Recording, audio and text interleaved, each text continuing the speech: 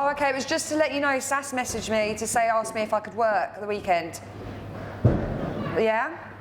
I'm Kelly. I'm a London-born British Spanish heritage skater. My dad's best friend, he was a pro skater, pro surfer. I always really wanted to skate, but they were like, girls don't skate, because this was like 1988. So back then, like there weren't really any girl skaters. I never saw a girl on a skateboard, you know? So it wasn't until I was like 11 years old, and I asked my mum to buy me a skateboard, and she was like, there is no way I'm buying you a skateboard. If you want it, you have to save up. So I saved up for 2 years. We were quite poor growing up, and I didn't have that much money. So what would happen was I would go early and sweep the skate park, and they let me skate for free. My name's Shajee, or you can call me Saj. Welcome to Better Extreme. This is one of the skate parks I work at. I've been skateboarding for nearly 10 years now, and I'm 22 years old. So do the maths. So I'm from London, South East, and I skate. I'll do the introduction again. I was kind of bad in the introduction. My name's Vinny. I'm originally from South Africa. I started skateboarding when I was around 4 years old. When I got into high school, didn't have a video camera or anything like that. And my best friend at the time, his grandfather had a video camera. In South Africa, these things, they're pretty rare. They're like gold. Not many people had them at the time.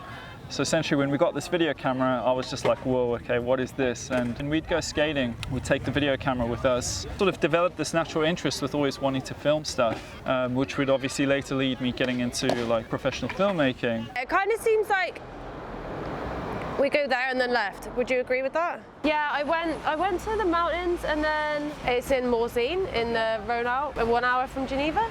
It's such a good place.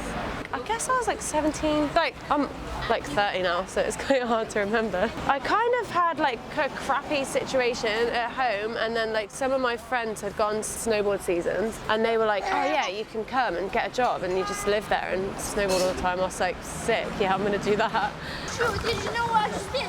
So I went up, when I did, I did off that shit back down. Everyone up here! My name's Stuart Hopper. I grew up in Bexley Heath, just up the road here. I now work for Lloyds Banking Group. I have a day job. We do skate school here in Chalton Park, SE7 in London. We're called schoolofskate.co.uk.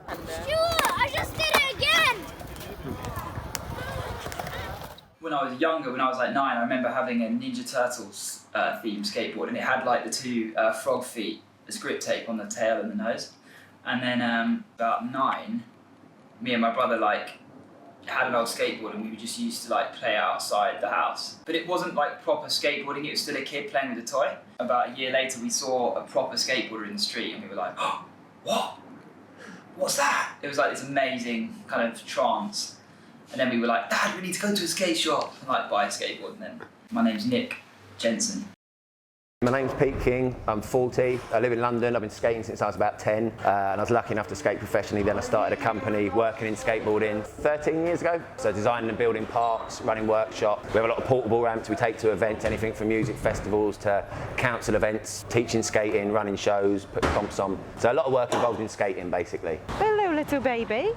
I was like cold on my butt all day. I was like, why would anyone want to do this? Booked a flight home. And then I can't remember why I didn't end up going home. I think I missed my flight. Ended up staying, and then after a week of doing it, I was actually like the total opposite. I was like hooked on it, and then I ended up doing like 4 snowboard seasons after that. And then I started to skate more instead of snowboarding. Just gonna get on the pavement. I'm so like safety conscious now. I've got the baby. I'm like, okay, because obviously before I was like skateboarding all over London, and now I'm like, okay, stay out of the road. Okay, don't walk even close. I'm like, won't even walk close to the road. I think the skate schools are important.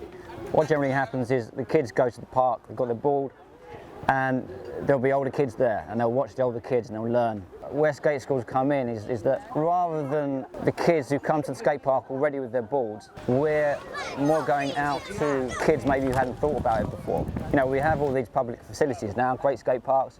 They spent £380,000 on this skate park in Cholton, and I think, you know, doing things like skate schools is a great way of doing that.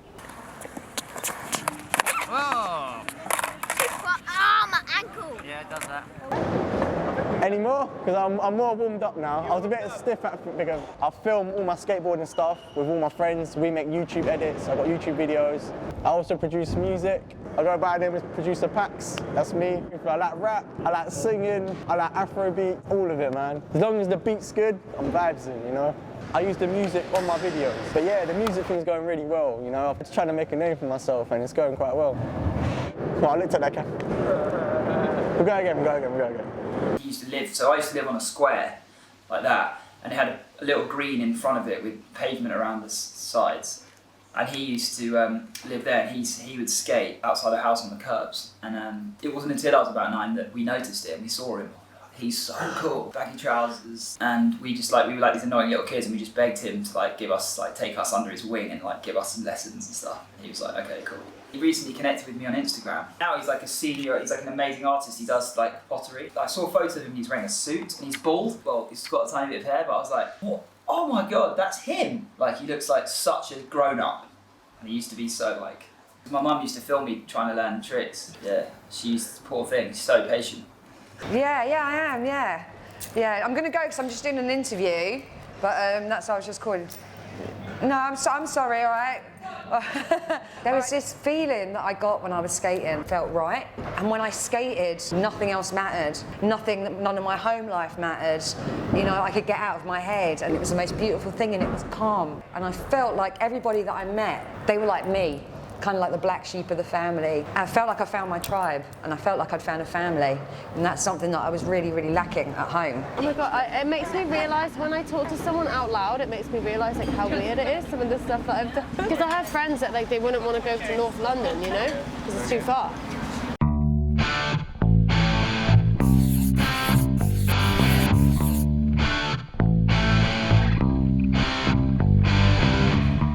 Yeah, I'm glad it's actually happening because skateboarding is taken seriously now.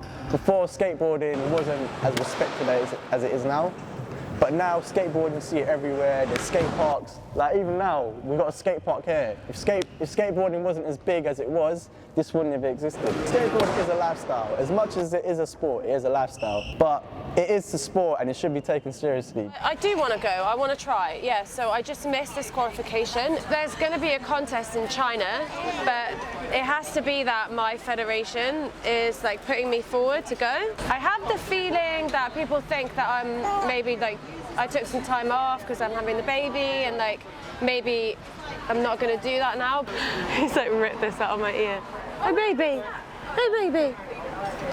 As soon as I heard it, I was like naturally happy to hear that it had been accepted on a global platform like that. So for that, I think it's good, because what it's going to do is it's going to naturally bring a spotlight onto the industry and individuals who are actually going to be looked after. I got invited to the UK Champs and I was still not signed off from my cesarean at that point. I do really want to go to the following events, but I emailed my federation, I didn't hear back from them, and yeah, they need to reply. I don't know how else to explain that. I have the feeling, I could be wrong, that I'm not being seen as a serious person to do this, because maybe I haven't been skating for like a year, but yeah, I could do it.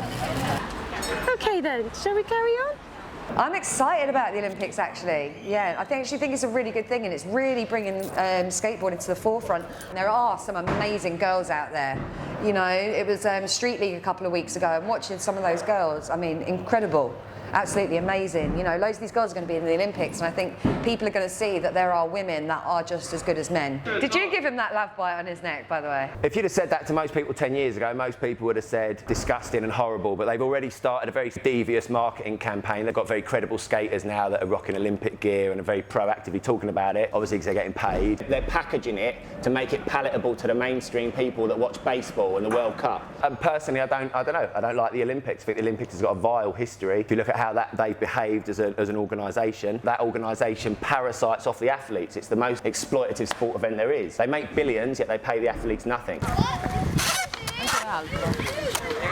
It's going to be good for some corporations. I think Vans is owned by some, you know, these corporations that they own sort of a number of different brands. Why are they going to give a shit about Vans? Because it's just another one of their brands. I think there's going to be some negativity there, but hopefully some of the money will be flowing down and trying to kick people into skating. And I want it to be a lighter blue, so I've laid this surface of white down, wait for it to dry, and then go over it with a soft blue.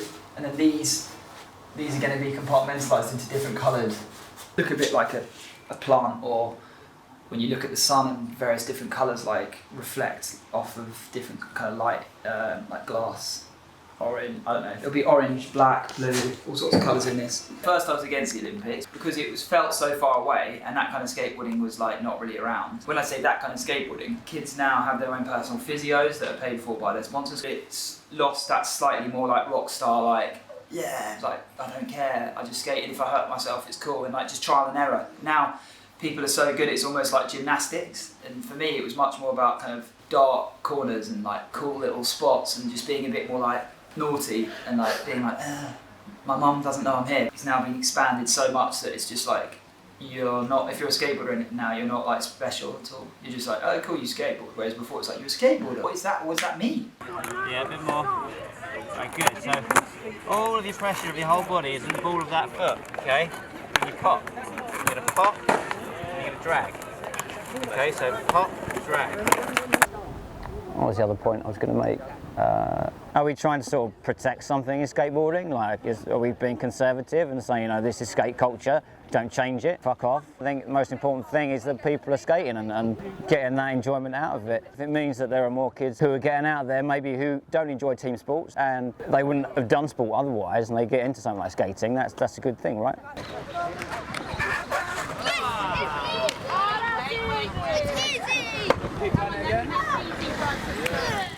There is a fear there's going to be more companies who are going to come in from the outside who have no real interest but are going to try and take advantage of it. Whether or not skateboarding's in it or not, it's not going to make any difference to skateboarding. If they decided all of a sudden they just went, okay, cool, no, fuck this, we're not having skateboarding in the Olympics, do you think everyone's going to stop skateboarding? No. Actual skateboarders will be like, cool, we never wanted it there in the first place, you know. Financially, I suppose I stand to benefit because I've got a company building skate parks, but I'm not selfish enough to think that I want to see skating in the Olympics just because it would benefit my pockets. There is the global qualifier thing that we did here the other week. Well, all right, fair play, 'cause I don't know. It was amazing. Okay. It was so good. Yeah. It was 180 skaters from all over the world, and they were all really hard. Yeah. And it was just a really good fun Fair, yeah, you're right. There are going to be benefits of it, and there are going to be nice little things like that, like people from countries like Latvia getting a budget to go and travel and stuff like that. Obviously, that's good. You've got to remember We spend billions on it, you know. Governments put billions of pounds in so people can run around in circles and throw sticks sticks and balls.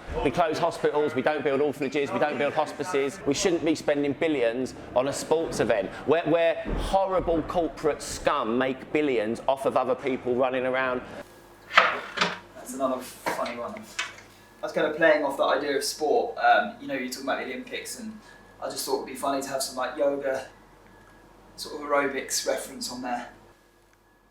It's just a bit more mainstream, and I like the underground nature of skateboarding. You can make it underground, you can just do your own thing, and people love it. Just accept that that's part of it, but then you've still got your skateboard in your mind and your body, you can do whatever you want. The skateboarding's going to be in the Olympics, yeah, it's cool, it's going to get more money into skateboarding, it's good, it's going to happen, but what I'm saying is you can still have a slice of the old style of skateboarding. You don't all have to be part of this world, but there's room for everything. So just don't watch, if you don't like the Olympics, just don't watch it.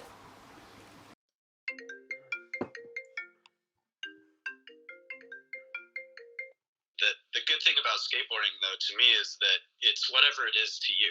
You know, what you do on your skateboard, or what someone does in a contest, or what happens in the Olympics, truly has no actual impact on me enjoying skateboarding.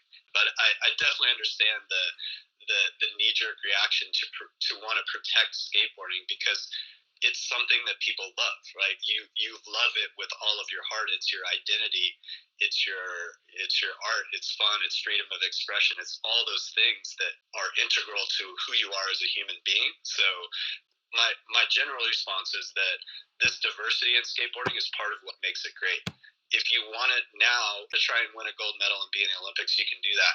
You can also have a career as a skateboarder, as a professional skateboarder, and never enter a contest in your whole life. You can also just skate for fun and not worry about being sponsored. All those things exist inside skateboarding, and that diversity of the ecosystem of skateboarding is one of the things that makes it great.